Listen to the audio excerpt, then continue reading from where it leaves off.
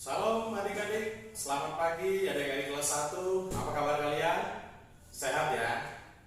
Mister berharap kalian dalam keadaan sehat, dalam keadaan terjaga, dan selalu sesering mungkin cuci tangan.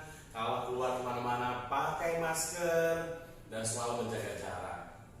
Hari ini kita akan belajar kembali karakter Kristen, melanjutkan pelajaran kita yang kemarin minggu lalu. Nah, sebelum kita memulai, ada baiknya kita berdoa dulu. Ayo semuanya ambil sikap berdoa, kita berdoa. Tuhan Yesus, terima kasih, kami bersyukur untuk pagi ini dan kami mau belajar karakter Kristen. Tuhan berkati supaya kami bukan saja tahu tentang teori karakter Kristen, tapi kami bisa melakukannya di kehidupan keluarga, berteman, bahkan di sekolah, dimanapun kami berada. Terima kasih Tuhan, dalam nama Yesus kami berdoa. Amin. Oke, minggu lalu Mister menjelaskan soal kesabaran. Kalian pasti masih ingat ya. Nah, kesabaran itu ada 3 bagian, ada 3 hal yang saya bisa sampaikan. Bagaimana sikap-sikap supaya kita bisa sabar.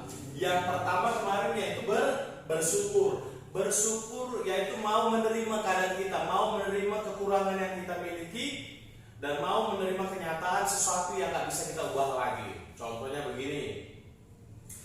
Contohnya ada sesuatu yang bisa diubah, ada yang enggak. Contohnya misalnya begini, ada orang yang mungkin dia sakit atau mungkin jadi memiliki sejak lahir kekurangan dan memiliki, atau mungkin bilangnya cacat lah dikatakan. Bersyukur, kenapa? Memang sih secara ukuran manusia, physically dia memang dianggap berkekurangan, tetapi bersyukur karena kita masih diberikan kekuatan, masih bisa diberikan keluarga, masih diberikan kesempatan untuk nafas kehidupan. Bukan mengeluh atau enggak menerima nasib, tapi semangat dan bersyukur. Atau misalnya yang bisa diubah begini, kalau dulu biasanya jajan saya 100.000, kebanyakan ya, 10.000, banyak juga. Nah, anggaplah 10.000, misalnya jajannya 10.000. Lalu tiba-tiba karena corona dikasih hanya 1.000. Bersyukur itu begini, bersyukur karena kenapa? Seharusnya saya nggak bisa jajan kalau corona, tapi walaupun sedikit saya masih bisa jajan. Nah, itu bersyukur. Yang kedua kemarin, berusaha sampai berhasil. Jadi mau jadi tentara kemarin harus berusaha jaga kesehatan sampai menjadi seorang tentara. Itu namanya sampai berhasil.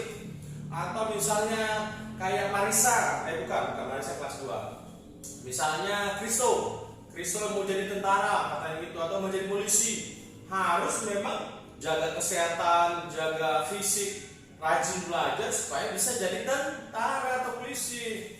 Kemarin ada yang kalau nggak salah Mister itu Rafael katanya mau jadi dokter, harus rajin belajar sampai mencapai cita-cita, harus sudah menjadi dokter, dan itu sampai berhasil. Kalau mau jadi tentara tapi nggak mau jaga kesehatan, nggak mau jaga gigi, misalnya nggak sikat gigi, makanya coklat giginya sampai rusak, nggak bisa, nggak berusaha sampai berhasil. Jadi harus berusaha sampai berhasil. Jadi ada yang mau jadi, kemarin di kelas yang lain ada yang mau jadi pendeta, harus sering baca firman Tuhan, sering berdoa, sering ibadah, melatih diri, gitu, sampai menjadi seorang pendeta. Nah, itu yang kedua. Orang untuk supaya kita bisa sabar, agar anak-anak bisa sabar. Yang ketiga itu menggunakan waktu sebaik-baiknya. Mister bilang kemarin, kalau ada waktunya bermain, ada waktunya belajar, ada waktunya tidur, ada waktunya menonton, ada waktunya kumpul keluarga, ada waktunya untuk bermain dengan adik, semua ada waktunya. Jangan karena adik-adik bermain terus dari pagi sampai sore lupa makan, nanti bisa sakit, orang tua yang susah. Atau bermain terus sampai malam lupa belajar, PR-nya nggak dikerjain, akhirnya besoknya nggak dikerjain, PR-nya marah, dimarahin sama miss atau misternya. Kan saya kan kasihan kan, dan kalian nggak bisa belajar maksimal jadinya. Nah, yang ketiga itu menggunakan waktu sebaik-baiknya. Kita lanjut yang keempat. Yang keempat, tidak menyela atau tidak memotong pembicaraan. Memotong pembicaraan misalnya begini, mamanya atau bapaknya lagi ngomong, misalnya siapa ya? Misalnya Radit, misalnya gini, Radit, sini kamu, begini, kamu kenapa ini belum selesai ngomong, langsung dipotong? Enggak, begini enggak langsung gitu. Jadi orang tua belum selesai ngomong, Radit udah menjawab, papa sama mamanya bisa marah karena belum selesai gitu loh. Jadi jangan memotong pembicaraan. Dengarkan dulu orang tuanya, dengarkan dulu kakaknya, dengarkan dulu temannya, dengarkan orang tua siapapun yang sedang ngomong dengan kita, menyelesaikan pembicaraannya. Biar dulu ngomong sampai selesai apa yang ingin diomongkan. Supaya apa? Supaya adik-adik tahu apa yang ingin disampaikan orang tua kita, apa yang ingin dibicarakan oleh teman kita. Supaya ketika kita mau menjawab atau meresponi, itu bisa dengan benar, nyambung namanya. Oke? Jadi tidak memotong pembicaraan. Adik-adik juga kalau misalnya ngomong misalnya gini mama sama mamanya, Pak, Mak, aku minta coklat dulu karena begini-begini belum selesai ngomong, adik-adik dipotong. Ah ya, kita gimana orang tua ngomong dengan yang lain? Pasti adik-adik marah kan? Kesal. Kok aku gak didengarin, gak diperhatiin? Sebaliknya, itu juga berlaku supaya adik-adik bisa mengerti, oh gak boleh memotong pembicaraan, tidak baik memotong pembicaraan. Oke? Jadi orang yang sabar itu mau menunggu lawan bicaranya, mau menunggu siapapun yang sedang berbicara, apakah dia mau memberi nasihat ataupun marah sekalipun, ataupun misalnya memberi masukan atau misalnya memberikan pengajaran, harus kita tunggu, kita simak benar-benar sehingga oh ya, dia maksudnya begini, saya seperti ini. Jadi nggak salah tangkap dan adik-adik nggak salah dengar. Karena kalau sudah salah dengar itu berbahaya nanti adik meresponinya atau menjawab. Yang keempat, tidak memotong pembicaraan. Yang kelima, ini yang sering terjadi. Tidak mengeluh. Ayo, Mister mau tanya dulu. Siapa yang suka mengeluh di rumah? Ayo, angkat tangan. Ada? Ada nggak? Nggak ada ya? Maksudnya nggak ada yang ngaku ini. Tidak mengeluh. Contohnya begini, aduh di rumah ini ikan begini-begini aja, telur aja, ikan asin aja. Atau misalnya dikasih jajan misalnya 2.000 sama mamanya atau papanya, ih jajannya 2.000 aja dikit sekali gitu loh. Dibandingin diri dengan orang lain yang sana, mereka jajannya 10.000, bahkan ada yang 50.000. Mengeluh. Mengerjakan tugas, lihat aduh belum dikerjakan, tugasnya banyak sekali, aku malas belajar, gak mau belajar. Itu mengeluh.